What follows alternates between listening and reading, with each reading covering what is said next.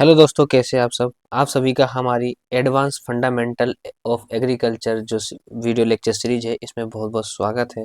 इस लेक्चर में हम बात करेंगे जो इंडिया का एग्रो क्लाइमेटिक जोन है उनके बारे में बात करेंगे। ठीक है, तो जो आईसीआर का प्रोजेक्ट था, नेशनल एग्रीकल्चरल रिसर्च प्रोजेक्ट, जो 1979 में शुरू हुआ था, उसने जो इंडिया का जो टोटल ज्योग्राफिकल एरिया था, ठीक है, उसको कितने पार्ट में डिवाइड किया। उसने उसको 128 एग्रो क्लाइमेटिक जोन में डिवाइड किया। बाद में इसमें 3 एग्रो क्लाइमेटिक जोन और ऐड कर दिए गए एंड 131 ये टोटल एग्रो क्लाइमेटिक जोन हो गए। किसके अकॉर्डिंग?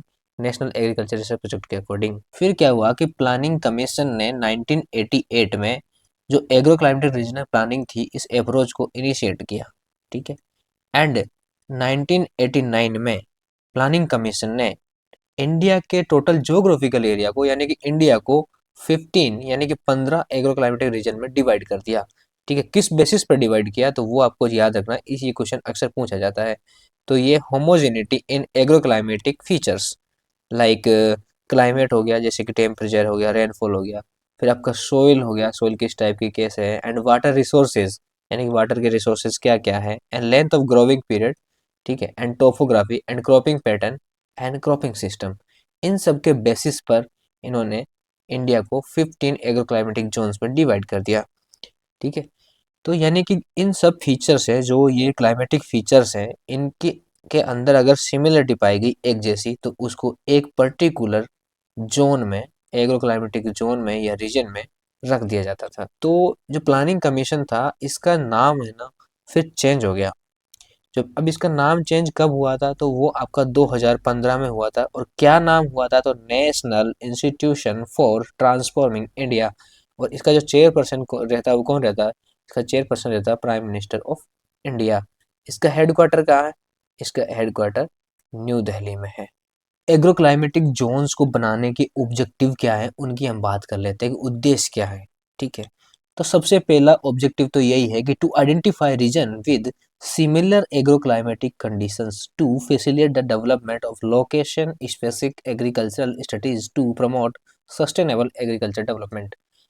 यानी कि उस पर्टिकुलर रीजन का या जोन का अगर एग्रो क्लाइमेटिक कंडीशन सिमिलर है, उसको आइडेंटिफाई करेंगे और उसके अकॉर्डिंग वहाँ पे ऐसी फैसिलिटी प्रोवाइड करवाएंगे जिससे कि सस्टेनेबल एग्रीकल्चर का डेवलपमेंट हो सके। एंड दूसरा ऑब्जेक्टिव क्या है? Assess different regions agricultural potential and limitations based on temperature, rainfall, soil type and crop suitability. यानी कि जो रीजन्स हैं उनका एग्रीकल्चर पोटेंशियल एंड लिमिटेशंस अलग अलग है। ठीक है, तो उनके बेसिस पे इसको बनाने का उद्देश्य ये था कि उनको अलग अलग पहचान की जा सके, फिर उसके अकॉर्डिंग हम उनकी प्लानिंग कर सके, जिससे हमको high high production and high productivity मिले। एंड थर्ड ऑब्जेक्टिव इसका है to identify and address the challenges farmer faces in each region such as pest and diseases outbreak, soil degradation and water scarcity. ठीक है, और जो ऐसे ऐसे जो भी चैलेंज है जो फार्मर फेस करता है, उनको आइडेंटिफाई एंड सॉल्व आउट करने के लिए, एड्रेसेस करने के लिए इन एग्रो क्लाइमेटिक जोन्स को बनाने की जरूरत पड़ी। To promote crop diversification and crop rotation to ensure food security and increase agriculture productivity. मैंने पहले ही बता दिया था कि जो फार्मर फेस कर रहे हैं चैलेंजेस को, उनका उद्देश्य क्या था, यानी कि क्रॉप जो अपना एग्रीकल्चर प्रोडक्टिविटी है उसको बढ़ाए। फिर अगला ऑब्जेक्टिव क्या है? To enhance the efficient utilisation of land, water and fertiliser resources in each region. Particular region के जो वाटर रिसोर्सेज है, फर्टिलाइजर एबिलिटी है, सॉइल टाइप है, सब अलग अलग रहेंगे।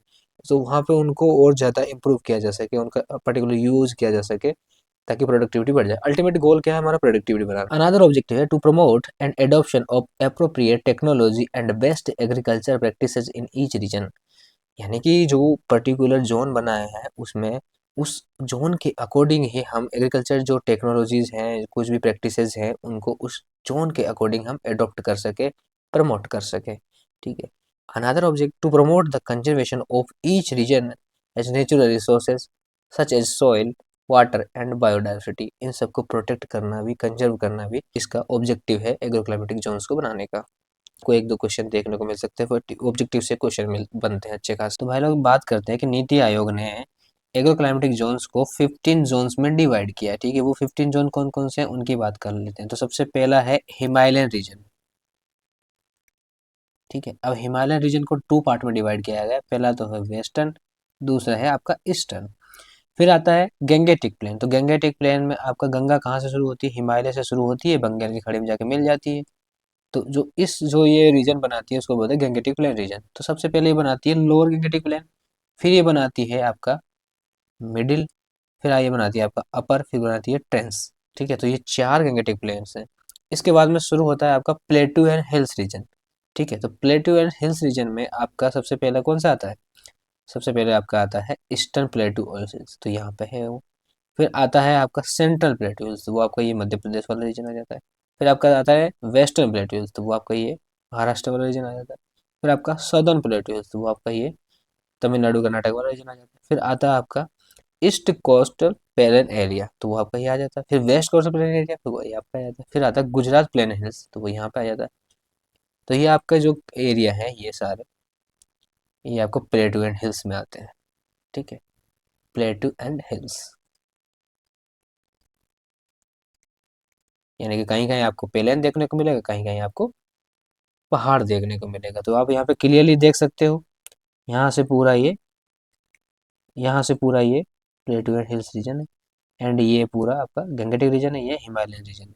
इसके बाद आता है वेस्टर्न ड्राई रीजन। तो अब वो ड्राई कहाँ पे, रेगिस्तान कहाँ पे? तो वो राजस्थान के अंदर है। फिर आपका 15 नंबर का जो बनता है वो आइसलैंड, यानी कि पूरा ये अंडमान निकोबार। तो ये आपका पूरा इस मैप को आप अच्छे से देख लोगे, आप भूलोगे नहीं, आपको बहुत सारी चीजें क्लियर हो जाएगी। ठीक है, ओके, तो इसको आपको दिमाग में बिठा लेना है पूरे। सबसे पहले जोन 1 की बात कर लेते हैं, वेस्टर्न हिमालय रीजन। ठीक है, तो इसमें आपके 3 स्टेट आते हैं, जम्मू एंड कश्मीर, हिमाचल प्रदेश एंड उत्तराखंड। ठीक है, तो ये जो तीनों स्टेट है वो आपके कौन से हैं? Western Himalaya region. तो सबसे पहले आपको ये याद रखना है कि it represent the hilly and mountain region with cold and temperate climate. Okay, तो यहाँ पे क्लाइमेट की बात होगी। फिर इसके फीचर क्या क्या है? तो this region characterise by rugged terrains. ठीक है, रग टेरेंस मतलब ये पूरा ऐसे स्लोप टाइप ऊपर खबर आपको देखने को मिलेगा, ऐसे डायरेक्ट। फिर आपको और क्या है? Steep slopes with high rainfall and snowfall, यानी कि रेनफॉल भी होगा बहुत ज़्यादा एंड स्नोफॉल भी होगा, यानी कि ये आपका स्टीप स्लोप है पूरे सिटी नुमा खेत। ठीक है, फिर है टेरेस फार्मिंग, यहाँ पे कॉमन है, तो ये टेरेस फार्मिंग यहाँ पे देखने को मिल रही है पूरी। तो ये फीचर आपको याद रखना इंपॉर्टेंट बनता है कि सबसे पहले यहाँ पे कैसा टेरेन है? रग्ड टेरेन है, उबड़ खाबड़ है, एंड स्लीप स्टीप स्लोप्स है, ज़्यादा रेनफॉल होती है, स्नोफॉल भी होती है, एंड टेरेस फार्मिंग यहाँ पे कॉमन है।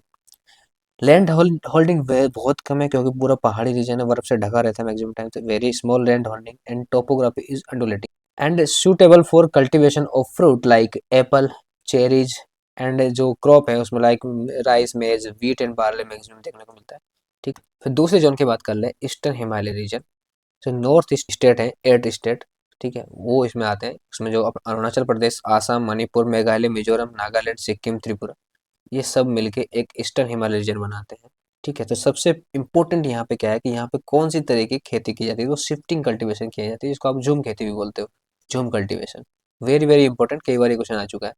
ठीक है, फिर यहाँ पे क्लाइमेट कैसा है? तो यहाँ पे क्लाइमेट है ह्यूमिड एंड सब tropical climate with high rainfall.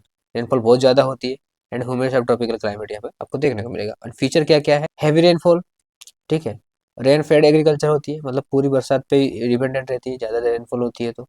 And tea garden are dominant, मतलब यहाँ पे टी गार्डन इसमें पूरे रीजन में आपको देखने को मिलेगा। तो मेजर क्रॉप है वो कौन सी है? राइस, मेज, टी, जिंगर, कार्डामोन, फ्रूट्स। फिर जोन 3 की बात करते हैं, लोअर गंगेटिक प्लेन्स। अब मैंने आपको बताया था हिमालय से गंगा शुरू होती है। ठीक है, लोअर, मिडिल, अपर, और यहाँ पे जो ट्रांस वाला एरिया है वो बनाती है। ठीक है, तो कौन कौन से स्टेट कवर करती है जो लोअर गंगेटिक प्लेन्स एरिया है? वो आपका देखो, ये वेस्ट बंगाल है, तो वेस्ट बंगाल का पूरा कवर करती है, मतलब most of part West Bengal cover करती है, बिहार का कुछ पार्ट कवर करती है, झारखंड का कुछ पार्ट कवर करती है। ठीक है, तो इसका जो क्लाइमेट है वो कैसा है? तो जो इसका जो क्लाइमेट है वो ह्यूमिड एंड सब ट्रॉपिकल क्लाइमेट है, and hot summer and mild winter यहाँ पे आप लोगों को देखने को मिलती है, यानी कि कम आपको यहाँ पे सर्दी देखने को मिलेगी, लेकिन गर्मी बहुत ज़्यादा होती है। जो क्रॉप है वो कौन कौन सी है? तो rice, jute and sugar cane main crop यहाँ पर है। एंड जो फीचर इसके क्या है कि फर्टाइल एलुवियल सॉइल है, गंगा का जो पूरा मैदान है वो पूरा एलुवियल सॉइल का आपको वहाँ पे देखने को मिलेगा। एबिडेंट वाटर रिसोर्सेज, वाटर की कोई कमी नहीं है यहाँ पर, क्योंकि बहुत ज़्यादा रिवी जो रीजनल छोटी छोटी नदियाँ हैं वो गंगा में आके मिलती हैं, तो यहाँ पे अच्छी खासी पैदावार होती है। ठीक है, यानी कि हाईली फ्लड प्रोन एरिया भी है। बात करते हैं middle Gangetic planes. Middle area है जो गंगा का, उसकी बात करते हैं। तो वो कौन कौन सा पार्ट कवर करती है? वो central and eastern Uttar Pradesh, part of central and eastern Uttar Pradesh, Bihar, Jharkhand and West Bengal का कुछ पार्ट। ठीक है, यहाँ पे कैसा क्लाइमेट रहता है? यहाँ पे ह्यूमिड एंड सब ट्रॉपिकल क्लाइमेट रहता है। एंड जो वर्षा होती है वो मॉडरेट होती है और हाई भी होती है, यानी कि मॉडरेट टू हाई। तो ह्यूमिड यहाँ पे क्लाइमेट रहता है, पूरा उमस रहती है, सब ट्रॉपिकल क्लाइमेट है। एंड मॉडरेट टू हाई यहाँ पे रेनफॉल आपको देखने को मिलेगी। जो मेजर क्रॉप है वो आपके rice, wheat, oil seed and pulse और शुगर कैन वेजिटेबल भी आपको यहाँ पे देखने को मिलेगा। जो फीचर है इसका वो क्या है कि जो ये रीजन है वो part of Indo Gangetic plains है and is known for intensive cropping practice due to fertile soil and ample water supply. यानी कि बहुत ज़्यादा यहाँ पर क्रॉपिंग प्रैक्टिसेस की जाती है because of maximum fertile soil and water supply की यहाँ पे कोई कमी नहीं है। Large area under salt affected. अब यहाँ पे ज़्यादा एरिया जो आपका है वो साल्ट से अफेक्टेड आपको देखने को मिलेगा, यानी कि ऊसर लैंड आपको देखने को मिलेगी। अब जोन 5 की बात करते हैं तो जोन 5 के कौन कौन से जो एरिया है उसको कवर करती है? तो ये वेस्टर्न यूपी को पूरा कवर करती है, फिर उत्तराखंड, हरियाणा एंड दिल्ली का कुछ पार्ट कवर करती है। क्लाइमेट है वो कैसा है? सब ट्रॉपिकल क्लाइमेट है, हाई टेम्परेचर रहता है, हाई समर रहती है, हाई कोल्ड रहती है। ठीक है, तो यहाँ पे सब कुछ हाई रहता है। फिर देखो आप मेजर क्रॉप कौन सी है, तो wheat, sugar cane, rice, barley, pulse. ठीक है, इसके फीचर की बात कर लेते हैं तो यहाँ पे फर्टाइल सॉइल है एंड वेल डेवलप्ड आपका इरिगेशन सिस्टम यहाँ पे देखने को मिलेगा। फिर आता है आपका जोन नंबर 6 यानी कि ट्रांस गैंगेटिक प्लेन रीजन। इसके अंदर आपका कौन कौन से स्टेट कवर होते हैं? तो पंजाब होते हैं, हरियाणा होता है, दिल्ली होता है, चंडीगढ़ होता है एंड राजस्थान का जो श्रीगंगानगर, जो गंगानगर स्टेट है श्रीगंगानगर, वो आपका इसमें कवर होता है। यहाँ पे क्लाइमेट कैसा है? तो यहाँ पे जो क्लाइमेट है वो semi arid to subtropical climate है and low to moderate rainfall है। ठीक है, ज़्यादा नहीं होती यहाँ पर। एंड जो मेजर क्रॉप है वो आपके व्हीट, राइस, मेज एंड शुगर केन आपको मेनली देखने को मिलेगी। जो ये इसकी जो फीचर है ना वो क्या है? इसको बोलते हैं ग्रेनरी ऑफ इंडिया, क्योंकि यहाँ पे सबसे ज़्यादा प्रोडक्शन होता है, सबसे ज़्यादा प्रोड्यूस होती है, क्योंकि पूरा का पूरा ये आपका कैनाल सिस्टम पर डिपेंड है यहाँ पे पूरा। और जो यहाँ पे फर्टिलिटी है बहुत ज़्यादा है, यानी कि जो फर्टाइल एलुवियल सोइल है वो सबसे ज़्यादा है, हाईएस्ट नेट सोन एरिया है, हाईएस्ट इरिगेशन एरिया है, लीस्ट पॉवर्टी लेवल है, गरीबी बहुत कम यहाँ पे आपको देखने को मिलेगी, हायर क्रॉपिंग इंटेंसिटी है 180% है and high ground water utilisation है। ठीक है, तो इस इन सब की वजह से, क्योंकि हाई प्रोडक्टिविटी है यहाँ पे, मतलब क्रॉप इंटेंसिटी है तो ज़्यादा प्रोडक्टिविटी होगी, तो इस वजह से इसको क्या बोलते हैं? Granary of India. ठीक है, तो यहाँ पे जो क्रॉपिंग सिस्टम है ना वो आपका क्या है? राइस के बाद में वीट लगाते हैं। ठीक है, एंड इस रीजन का ही ग्रीन रिवोल्यूशन में बहुत बड़ा रोल रहा है। ठीक है, फिर आता है आपका जोन नंबर 7 यानी कि eastern plateau and hill region. तो plateau and hill region start हो गया तो उसमें सबसे पहले ईस्टर्न वाला पार्ट। ठीक है, यानी कि पूरा आपका ये उड़ीसा वाला पार्ट। इसमें कुछ आपका जो पार्ट है वो छत्तीसगढ़ का पार्ट आता है, उड़ीसा का आता है, पार्ट ऑफ महाराष्ट्र का कुछ आता है, फिर झारखंड, वेस्ट बंगाल का पार्ट भी आता है। अब ये जो आपका ईस्टर्न प्लेटू हिल्स रीजन है ये आपका लार्जेस्ट एग्रो क्लाइमेटिक रीजन है, ये आपको याद रखना है। फिर आता है आपका इसमें क्लाइमेट कैसा है, यानी कि यहाँ पे tropical wet and dry climate है एंड मानसून है वो यहाँ पे अलग अलग तरीके, जैसे कहीं पे बरसात मिलती है, कहीं ड्राई सीजन भी रहता है। मेजर क्रॉप यहाँ पे कौन कौन सी है? राइस, मेज, pulse, oil seed, cotton, horticulture crop भी यहाँ पे आपको देखने को मिलेगी। फीचर क्या है? This region has undulating terrain and with red and laterite soil and जो rain fed agriculture predominant here, मतलब पूरा का पूरा आपकी बरसात पर डिपेंड है यहाँ पे ज़्यादातर। और जो आपकी सॉइल है वो रेड एंड लेटराइट सॉइल है। ठीक है, और जो पूरा का पूरा अंडुलेटिंग टेरेन्स मतलब ऊबड़ खाबड़ वाली जमीन आपको ज़्यादा देखने को मिलेगी। जो जोन नंबर 8 है वो आपका सेंट्रल प्लेटू हिल्स रीजन, यानी कि मध्य प्रदेश का कुछ पार्ट, यानी कि मध्य प्रदेश तो है ही, उसके बाद में उत्तर प्रदेश का कुछ पार्ट, राजस्थान का कुछ पार्ट एंड महाराष्ट्र, छत्तीसगढ़ का भी कुछ पार्ट। जो क्लाइमेट है यहाँ पे वो semi arid to subtropical climate है एंड मॉडरेट रेनफॉल आपको यहाँ पे देखने को मिलेगी।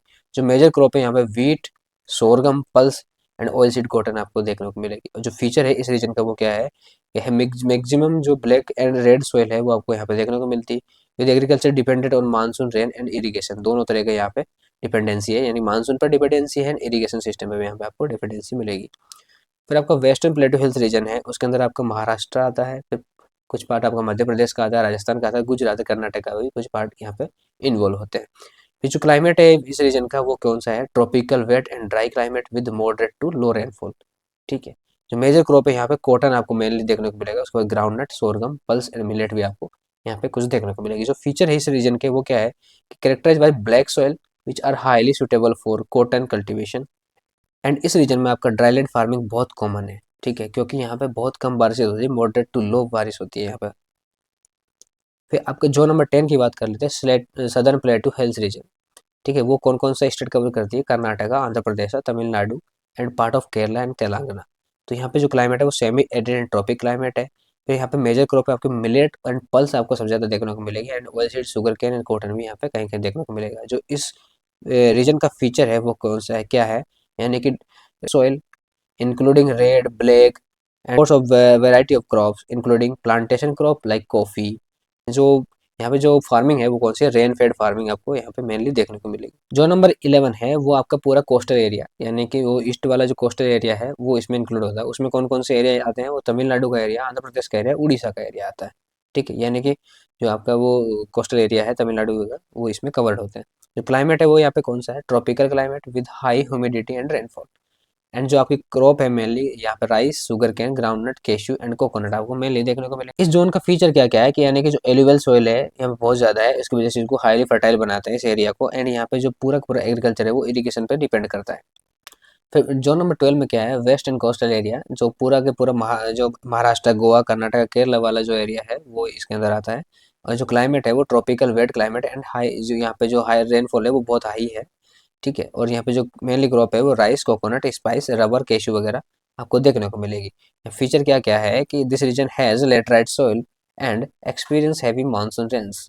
ठीक है, प्लांटेशन क्रॉप यहाँ पे मेनली है and multi storeyed cropping system यहाँ पे आपको देखने को मिलेगा। फिर आपको जोन नंबर 13 आता है गुजरात प्लेन्स हिल्स रीजन, मतलब उसमें आपको गुजरात स्टेट पूरा कवर करता है। यहाँ पे semi arid to arid climate with low rainfall आपको देखने को मिलती है। तो यहाँ पे मेनली जो आपके होते हैं वो ऑयल सीड की क्रॉप्स की खेती होती है, यानी ग्राउंड नट हो गया, कॉटन हो गया, ठीक है, और पल्स हो गई। इनके मेनली यहाँ पे आपको पूरा कल्टीवेशन देखने को मिलेगा। जो फीचर है इस रीजन का वो क्या है? डाइवर्स सॉइल है यहाँ पर आपकी, including black and alluvial soil and supporting A mix of irrigated and dry land farming.